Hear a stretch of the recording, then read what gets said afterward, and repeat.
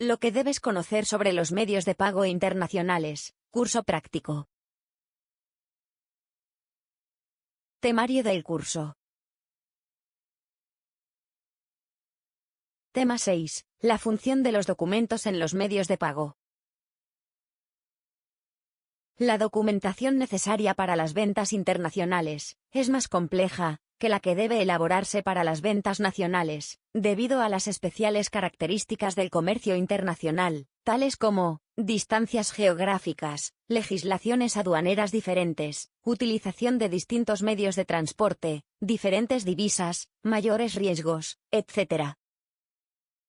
Estos documentos tendrán que ser admitidos y validados por todas las partes implicadas: exportador, importador, aduanas, bancos, autoridades administrativas, etc. En caso contrario, pueden originarse retrasos, penalizaciones o incumplimientos que impidan el buen fin de la operación. Por ello es muy importante conocer con detalle cómo deben cumplimentarse cada uno de los documentos y la secuencia operativa en que se produce.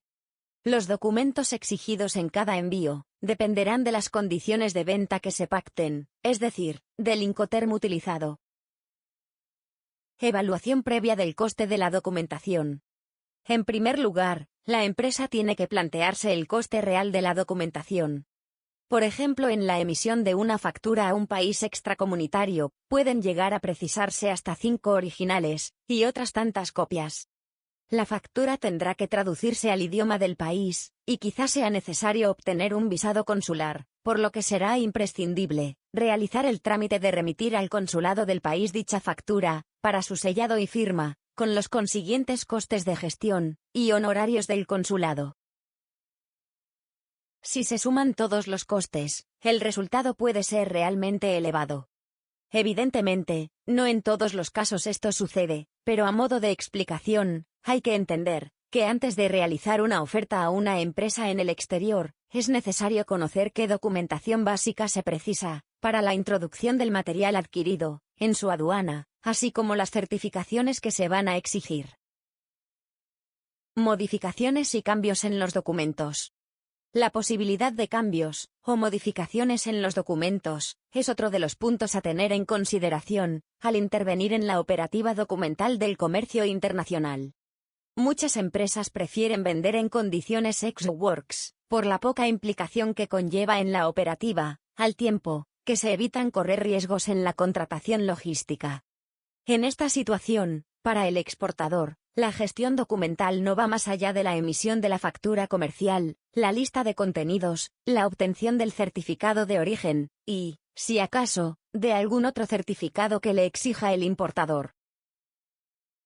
No obstante, hay que tener en cuenta que cuando se exporta en condiciones ex-works, es el importador el que realiza los trámites aduaneros, y que una incorrecta presentación de la documentación en la aduana puede perjudicar fiscalmente al exportador, ya que en el caso de terceros países, el DUA, documento único administrativo, puede realizarse con declaraciones no exactas, originando problemas a posteriori, que son difíciles de resolver. Fechas de entrega y de pago. La fecha de entrega es uno de los grandes dilemas que el exportador tiene, y que por otra parte, para el importador es fundamental, ya que en base al compromiso del exportador, en la mayoría de los casos, el importador dará a su vez respuestas a sus propios clientes, que demandan la misma información. La clave es trabajar con empresas de transporte, transitarios y operadores logísticos, que tengan experiencia en los países de destino de las mercancías. Además hay que estar muy pendientes de la marcha de la expedición, y facilitar cualquier documento o modificación de los enviados, que fuera necesario. Por otra parte, en el comercio internacional, la fecha de pago se establece en función de la fecha de entrega de la mercancía, como ya hemos visto, pudiendo ser pago anticipado, antes de la entrega, pago al contado, coincidiendo con la entrega, y pago a crédito, con posterioridad a la entrega. El pago anticipado se aconseja para primeras operaciones, como forma de reducir el riesgo con el cliente. El importador anticipa una parte del importe de la venta, generalmente entre un 30 y un 50%, y el envío de la mercancía se supedita a dicho pago a cuenta. El pago al contado es aquel que coincide con el cumplimiento de las condiciones de entrega, que se pactan a través de los Incoterms. El pago a crédito le sirve al exportador para reforzar la competitividad de su oferta, pero asume un riesgo, e incurre generalmente en una necesidad de financiación.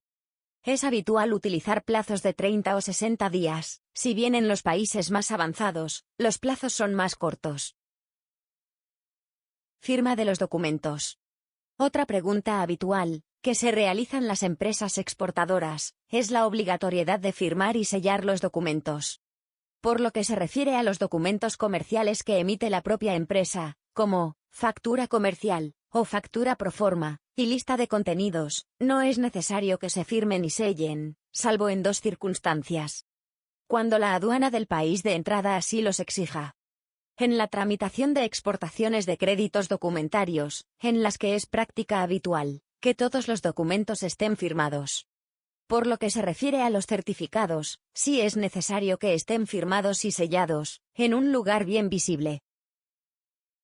Pero sea cual fuere el medio de pago, o su localización temporal, la operación viene siempre reflejada en unos documentos. Para poder entrar en posesión de la mercancía, es necesario efectuar el despacho de aduana, y ser el consignatario de la misma. Ambas operaciones se realizan con los documentos que imponen por un lado, la administración del país importador, y los que genera la propia operación. En una compraventa de mercancías nacional, podríamos encontrar letras de cambio, facturas comerciales, listas de contenido, y documentos de transporte. En una internacional, cabrían añadir, según el caso, certificados de origen, pólizas de seguro de transporte, certificados de análisis, certificados del SOIBRE, certificados fitosanitarios, certificados de pesos, certificados de inspección, certificados de calidad, certificados de lista negra, etc. En resumen, los documentos serán en cada caso los que indique el comprador al vendedor, pues es aquel quien conoce sus necesidades para cumplir los requisitos que le impone su administración. Por consiguiente, utilícese el medio de cobro o pago que sea, como quiera que siempre se requiere una documentación, y quien conoce, o puede conocer exactamente la necesaria, es el comprador. El vendedor, en todos los casos, deberá preguntar al comprador cuál es precisa, con especificación del número de ejemplares de cada documento. Los documentos, como queda apuntado, suponen la demostración de que el vendedor ha cumplido las obligaciones derivadas del contrato y, dependiendo del medio de cobro acordado, los remitirá directamente al comprador. Medios de pago simples, o lo hará a través de intermediación bancaria. Medios de pago documentarios. Vamos a continuación a recordar los documentos que en función de los medios de pago, son los más comúnmente utilizados en el comercio internacional. En una operación comercial siempre habrá, como mínimo, factura comercial, lista de contenido, documento de transporte. En el supuesto de una venta tipo CIF, habrá también póliza de seguro, certificado de origen, o documentos demostrativos del origen, con países que disponen de una reducción arancelaria, como Euro 1, ATR, o Forma A. Teniendo siempre en cuenta la interrelación existente entre confianza y desconfianza, medio de cobro, medio de transporte, e Incoterm. En el PDF de la sesión, podrás ver las características de cada uno de estos documentos.